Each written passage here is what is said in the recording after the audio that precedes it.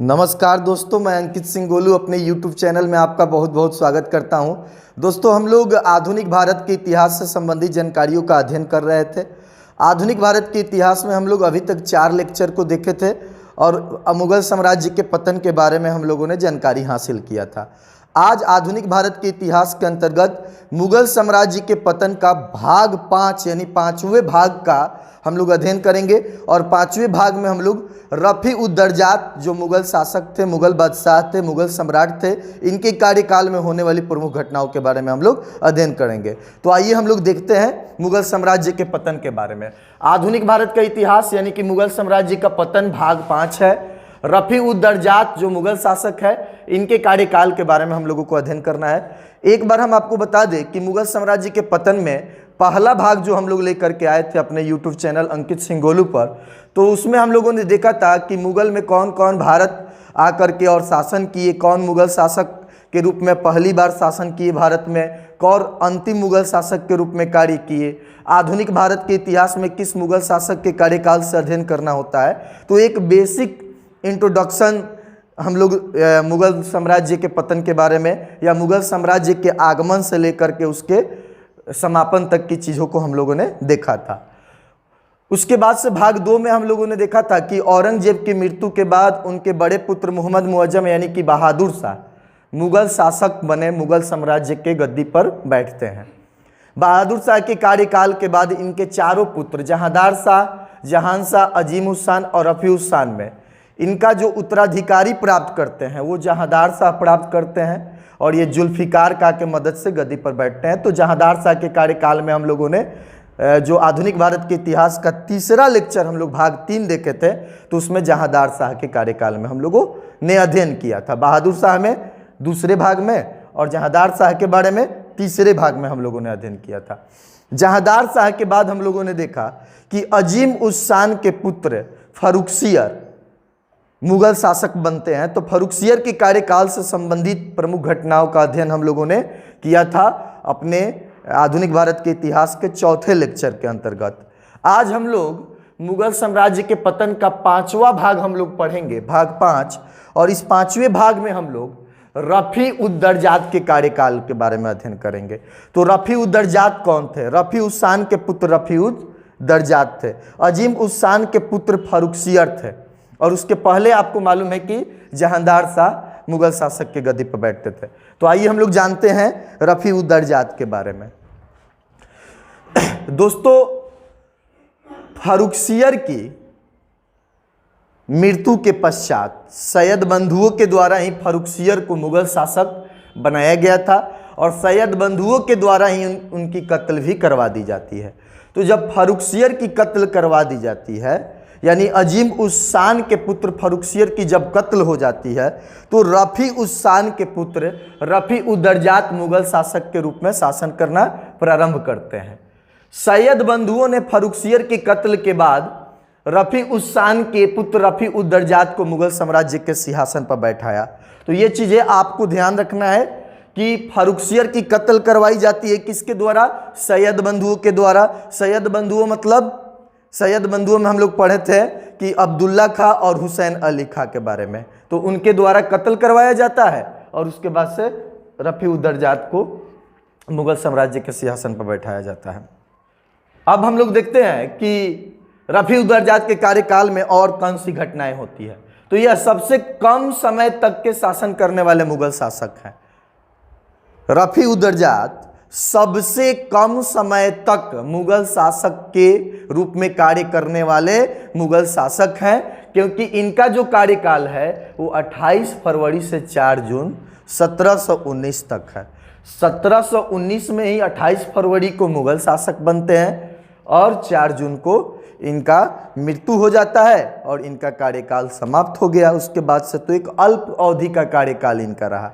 तो ये आपको ध्यान रखना है कि सभी मुगल शासकों में सबसे कम समय तक मुगल शासक रहने वाले जो शासक थे वो थे रफी उद दरजात। तो ये महत्वपूर्ण जानकारी है, इसको बिल्कुल ध्यान रखना है। आगे हम लोग देखते हैं, इनकी मृत्यु क्षय रोग यानी टीबी के कारण हो जाती है। तो रफ़ी उद दर्जात जो रफ़ी उस शान के पुत्र थे, जो फर्रुखसियर के मृत्यु के बाद, फर्रुखसियर के कत्ल के बाद मुग़ल बादशाह बनते हैं, तो इनको किसी अन्य मुग़ल वंशज के द्वारा इनकी हत्या नहीं कराई जाती है। ये खुद बीमारी के कारण मर जाते हैं। इनको क्षय रोग यानी टीबी हो जाता है और इनकी मृत्यु हो जाती है। अगला हम लोग देखते हैं इनके कार्यकाल में अन्य जानकारी जो है, तो इनके कार्यकाल में इनके काल की उल्लेखनीय घटना निकोसियर का विद्रोह है।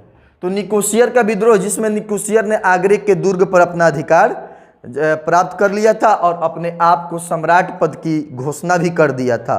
तो ये चीज़ें हैं किसके बारे में, ये है रफ़ी उद दर्जात के बारे में। तो रफ़ी उद दर्जात के बारे में जो जानकारियाँ है, यही जानकारी है। ज़्यादा इससे प्रश्न बनता नहीं है, क्योंकि इनका कार्यकाल खुद ही छोटा था। 3 महीने 4 महीने के कार्यकाल में कम जानकारियों का ही हम लोगों को अध्ययन करना है। और हम लोग थोड़ी सी और जानकारी इनके बारे में जान सकते हैं कि रफ़ी उद दर्जात के पिता का नाम रफ़ी उस शान था, वो तो हम लोग पहले जिक्र भी किए।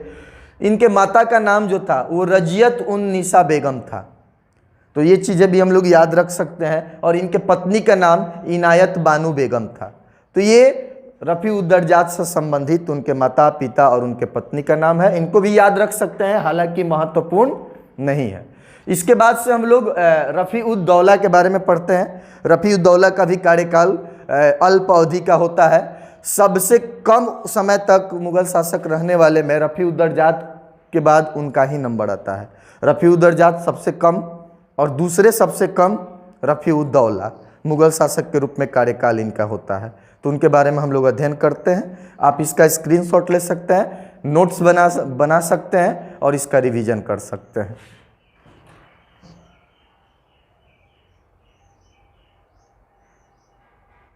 आइए अब हम लोग रफ़ी उद दौला के शासनकाल में होने वाली प्रमुख घटनाओं के बारे में अध्ययन करते हैं। रफ़ी उद दौला से पहले हम लोगों ने देखा कि रफ़ी उद दर्जात मुग़ल शासक थे, जिनको सैयद बंधुओं ने शासक बनाया। और सैयद बंधुओं ने जब उनको शासक बनाया तो उससे पहले फर्रुखसियर का कत्ल भी सैयद बंधुओं के द्वारा करवाया गया था। फर्रुखसियर के बाद से रफ़ी उद दर्जात मुग़ल शासक थे, जो रफ़ी उस शान के पुत्र थे, और उनकी मृत्यु टीबी रोग के कारण हो जाती है। 4 जून को रफ़ी उस शान के पुत्र रफ़ी उद दर्जात की मृत्यु हो जाती है। और 4 जून के बाद यहाँ पर देख सकते हैं आप कि 6 जून से 17 सितंबर तक इनका कार्यकाल होता है रफ़ी उद दौला का। तो यहाँ पर हम लोग देख सकते हैं रफ़ी उद दर्जात के मृत्यु के पश्चात सैयद बंधु ने रफ़ी उद दौला को मुग़ल शासक बनाया। तो रफ़ी उद दर्जात की मृत्यु हो गई टीबी रोग के कारण, क्षय रोग के कारण, और उसके बाद से सैयद बंधुओं ने रफ़ी उद दौला को मुग़ल शासक बनाया। यह रफ़ी उस शान के ही पुत्र थे। जिस प्रकार से हम लोगों ने पढ़ा था कि फर्रुखसियर के कत्ल के बाद रफ़ी उद दर्जात मुग़ल शासक बने, और रफ़ी उद दर्जात किसके पुत्र थे, रफ़ी उस शान के पुत्र थे। उसी तरीके से रफ़ी उद दौला भी रफ़ी उस शान के पुत्र ही थे, यानी कि रफ़ी उद दौला और रफ़ी उद दर्जात दोनों भाई थे। यह दूसरा सबसे कम समय तक शासन करने वाला मुग़ल शासक था। हम लोगों ने अध्ययन किया था कि रफ़ी उद दर्जात सबसे कम समय तक शासन करने वाले मुग़ल शासक थे, लेकिन रफ़ी उद दर्जात के भाई रफ़ी उद दौला दूसरे सबसे कम समय तक शासन करने वाले मुग़ल शासक थे। तो ये दोनों भाई सबसे कम शासन करने वाले में, मतलब इन दोनों का स्थान रहा है। रफ़ी उद दर्जात का सबसे कम और रफ़ी उद दौला का दूसरा सबसे कम। अब हम लोग देखेंगे कि इसने शाहजहां द्वितीय की उपाधि भी प्राप्त की। तो ये चीज़ें भी आपको याद रखना है कि रफ़ी उद दौला को शाहजहां द्वितीय की उपाधि प्राप्त हुई थी, इनको शाहजहां द्वितीय का उपाधि मिला था। तो ये चीज़ें आप याद रख सकते हैं, इससे क्वेश्चन बन सकता है। अगला हम लोग देखेंगे कि इसके काल में अजीत सिंह ने अपने विधवा पुत्री को मुग़ल हरम से वापस ले गए, और जिसने पुनः हिंदू धर्म स्वीकार कर लिया। तो सबसे पहले हम लोग मुग़ल साम्राज्य के पतन में बहादुर शाह के कार्यकाल में हम लोग अध्ययन किए। बहादुर शाह यानी कि मोहम्मद मुअज्जम, उनकी जब मृत्यु हो गई तो उनके चारों पुत्रों में एक कम काबिल पुत्र जहांदार शाह मुग़ल शासक बनता है। जहांदार शाह की जब मृत्यु हो गई तो जहांदार शाह की मृत्यु करवा दी गई किसके द्वारा, तो सैयद बंधुओं की सहायता से फर्रुखसियर के द्वारा करवा दी गई। तो जहांदार शाह के बाद फर्रुखसियर यानी कि जहांदार शाह के भाई अजीम उस शान के पुत्र फर्रुखसियर मुगल शासक होते हैं। फर्रुखसियर को सैयद बंधुओं ने सत्ता में लाया, मुगल शासक बनाया, और फर्रुखसियर की भी कत्ल करवा दी गई। किसके द्वारा? सैयद बंधुओं के द्वारा ही। लेकिन फर्रुखसियर के काल में ही हम लोगों ने पढ़ा कि फर्रुखसियर राजपूतों से मेल मिलाप वाला नीति अपनाया था, राजपूतों को अपने साथ मिलाकर चलने का काम किया था। और वहाँ पर हम लोगों ने देखा था कि अजीत सिंह को और जय सिंह को सूबेदार भी बनाया गया था। अजीत सिंह की पुत्री से फर्रुखसियर शादी भी किए थे। तो ये चीज़ें हम लोग पढ़े थे। तो फर्रुखसियर की जब कत्ल करवा दिया गया सैयद बंधुओं के द्वारा, उसके बाद से रफ़ी-उद-दरजात मुगल शासक बने। और फिर रफ़ी-उद-दरजात की जब टीबी रोग के कारण मृत्यु हो जाती है तो रफ़ी-उद-दौला मुगल शासक बने। इन लोगों का कार्यकाल बहुत कम समय का था, 3 महीने 4 महीने का कार्यकाल था। तो रफ़ी-उद-दौला के कार्यकाल में ही अजीत सिंह अपनी पुत्री को मुगल हरम से वापस लेकर आते हैं और हिंदू धर्म पुनः वो अपना लेती है। तो अजीत सिंह की पुत्री का शादी फर्रुखसियर से हुआ था और फर्रुखसियर के कत्ल के बाद, मृत्यु के बाद रफ़ी-उद-दौला के कार्यकाल में ही अजीत सिंह अपने पुत्री को वापस लाते हैं, हिंदू धर्म स्वीकार करती है। तो इसको हम लोग बहुत अच्छे तरीके से समझ लिए। अब हम लोग देखते हैं रफ़ी-उद-दौला की मृत्यु पेचिश नामक बीमारी के कारण हुई।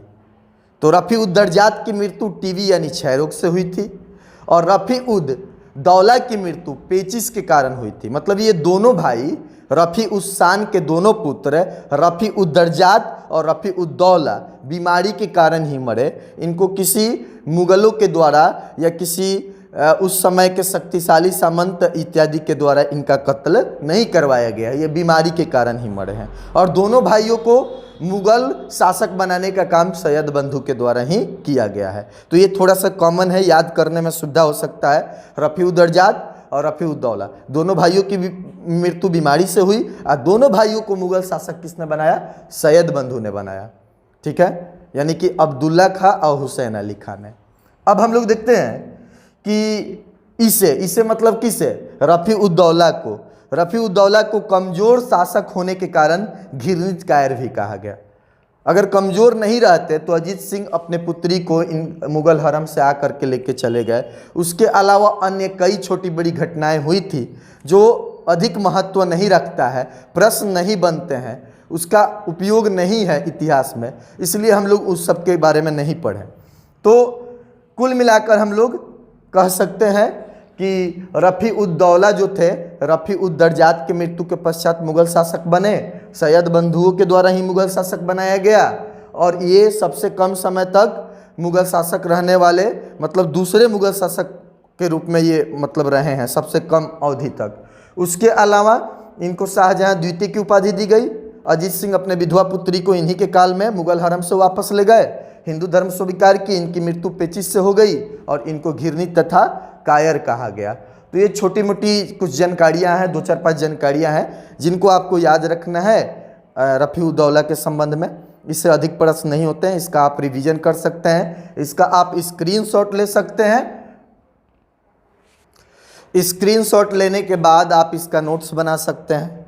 नोट्स बनाने के बाद आप इसको क्रमबद्ध तरीके से रिवीजन कर सकते हैं और इसका उपयोग अत्यंत ही महत्वपूर्ण है। सभी प्रकार के प्रतियोगी परीक्षाओं में इससे प्रश्न आ सकता है, चाहे कोई भी स्टेट पीसीएस हो, जैसे यूपी पीसीएस का परीक्षा होने वाला है, बीपीएससी का परीक्षा होगा, जेपीएससी का होगा, बिहार दरोगा का होगा, यूपी दरोगा का होगा, सचिवालय का होगा। तो इन सभी परीक्षाओं में इतिहास का अपना एक रोल होता है। जीएस में इतिहास से प्रश्न बहुत अधिक संख्या में होते हैं, इसका उपयोग आप कर सकते हैं। आगे भी हम वीडियो लाते रहेंगे, लेकिन आप सभी से आग्रह है कि आप वीडियो अच्छा लगे तो इसको प्लीज़ लाइक करें, चैनल को सब्सक्राइब करें और सबसे बड़ी बात कि ज़्यादा से ज़्यादा लोगों में आप शेयर करें। यही हमारे मनोबल को बढ़ाता है, क्योंकि हम इससे पहले ऑफलाइन शैक्षणिक संस्थान के माध्यम से 2013 से अध्यापन कार्य में कार्यरत हैं, लेकिन ऑनलाइन मोड से अध्ययन कराने का मेरा मुख्य उद्देश्य यही है कि ज़्यादा से ज़्यादा लोगों को वीडियो से लाभ मिले, अधिक से अधिक लोग सफल हों, हमारे वीडियो को देख करके अपने तैयारी को बेहतर गति दे पाए, उनको ज़्यादा से ज़्यादा फ़ायदा मिले। तो आप प्लीज़ इसको ज़्यादा से ज़्यादा शेयर करें। नमस्कार।